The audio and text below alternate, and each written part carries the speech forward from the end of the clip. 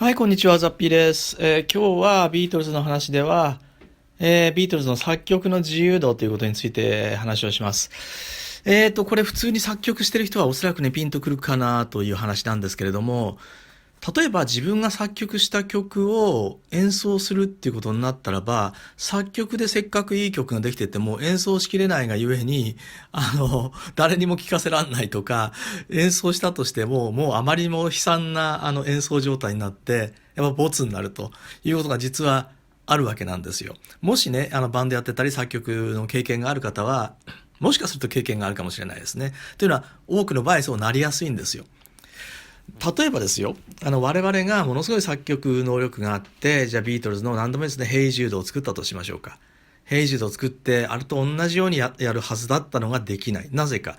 ダダダダダダが歌えないとか、最後のね、ベラベラワーが声が出ないとか、本当にそういうことですよ。つまり、作曲はかっこよくできるんだけども、じゃあ誰が演奏して誰が歌うんだっていうことですよね。でジョン・レノンがビコーズを作ったと。じゃあ誰が一体3人であれまとめてくれるんだと。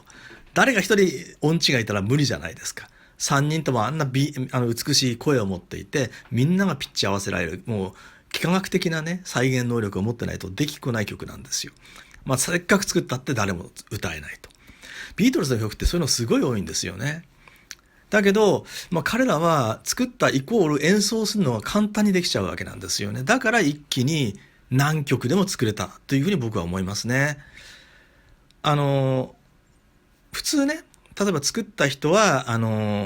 まあ、レッド・ゼッペリンだと、例えばジミー・ペイジ作ったと。でも歌うのはロバート・プラントじゃないですか。x ジャパンで YOSHIKI が作ったと。歌うのは、なんだっけ歌う人なんつったっけ名前が出てこねえや。いわゆるもう一人の人いますよね。YOSHIKI じゃない人。はい。その人じゃないですか。そうすると、その人たちのことを頭に描いて作るっていうことになりますよね。でその人たちがちょっと能力的に違うところにいると、再現できないってことになっちゃいますよね。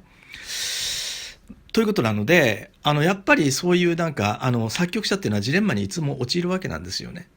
だけど、ビートルズが絶対的にすごいのは、やっぱり自分で作った曲っていうのは自分で例えばピアノを弾きながらとかギターを弾きながら歌いますよね。そこで自分が完結してればもう成り立っちゃうんですよ、それでね。あとコーラスもちゃんと残った2人が綺麗につけてくれるし、プロデューサーはジョージ・マーチンがいて綺麗にまとめてくれるし、で、自分はちゃんとね、歌うことができると。で、歌詞も書けたと。全然ね、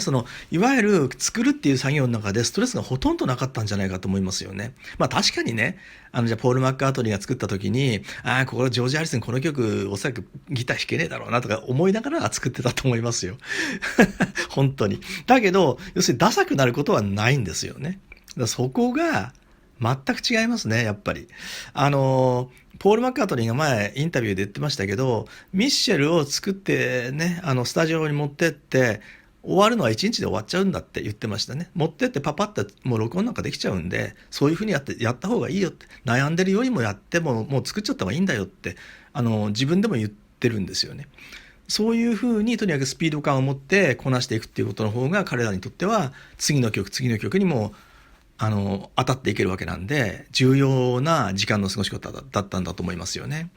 本当にね、たくさんあるんですよ、そういう逸話が。例えば、バースデーっていう曲で、ポール・マッカートニー朝スタジオに入ってギターを弾いてて、なんか出来上がってきたので、やってたらその日のうちにレコーディングまで終わっちゃったとかね。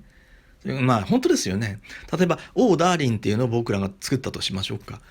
声出ますか？出ないですよね、普通ね。でも、ポールは自分で出るの分かってるから作れちゃうわけですよね。本当にね、一つ一つがもうとてつもなくすごいんですよ。まあちょっと逆もありますよ。ジョージ・ハリスンがホワイトマイギター、ジェントリー・ウィップス作ったと。ね。で、何度もレコーディングするんだけど、なかなかうまくいかないと。でも、そうだ、ピタッと来て、エリック・クラプトン連れてったら一発で弾いちゃったと。ね。だから、それは自分でできないっていう、できなかったっていうことの、まあ、逆説的な例ですけれども、でも、クラプトンがいたからできたわけですよね。プロデュースできたわけですよね。自分自身でね。連れて、引っ張ってきて弾いてもらったと。なので、まあ、プロデュース能力っていうのもそこでは問われたわけでしょうけれども、やっぱりね、そういう自分らの周りの環境も大事だし、それと同時にもっと大事なのはやっぱり自分たちで全てこなせてしまうっていうんですかね。そういうところがビートルズはものすごい優れていたバンドだったと思いますね。じゃなかったら、あんな半年ごとに1枚のアルバム作ってできないですよ、本当に。というのは1アルバム大体10曲とか12曲入りますよね、当時で言えば。それを全部練習して弾けるようになってコーラスもつけられるようになるって普通の人たち我々が考えればものすごい練習が必要なんですよ。ところが彼らって練習の時間なんてほとんどなかったはずですよ。なぜならばそのツアーもねやってましたし、それからプレス対応もやってればインタビューも受ければね、それから家庭だってあったわけだし、ものすごい時間がなかったと思いますよ。だから彼らよくやってたのはスタジオに入って、スタジオが練習場になって練習しながらレコーディングしていったということですよね。つまり練習しながらもうできてしまうんですよ、彼らね。ものすごい才能ですよね。だから作曲者イコール優れた演奏者であって、優れたボーカリストであって、優れたプロデューサーであるので、あれだけの作品を作りまくってもどんどんまあ次から次へとね発表していけたっていうことだと思いますね。本当にできないですよ、普通のミュージシャンでは。ましてやミュージシャンっていうのかね、演奏する人とそれから作曲者が違う立場においてはそう簡単にあのスピードではできないです。本当にできないですね。よく最近はみんな1年どころじゃなくて5年に1枚とか、下手すると10年間ね CD 出してないとかいうアーティストたくさんいるじゃないですか、有名なアーティストでもね。でもそうなっちゃうんですよ。本当に完成度の高いものを作ろうとするとリハーサルも必要だし、打ち合わせも必要だし。でも彼らにとってはそれほとんど必要なかったんですよね。なんなら瞬時で一番いい音がわかるし、一番いい音を出せるし、その場でまとめ上げることができたんですよね。で、そのまとめ上げることができるっていうことを作曲者自身が分かって最初から作れてしまうので、全部プロセスが、なんていうかな、設計図を書かなくてもね、頭の中で、もしくは習慣の中で出来上がってしまってたというのは間違いないことだったんだと僕は思ってるんですよ。本当にすごいバンドだったですね。はい、以上です。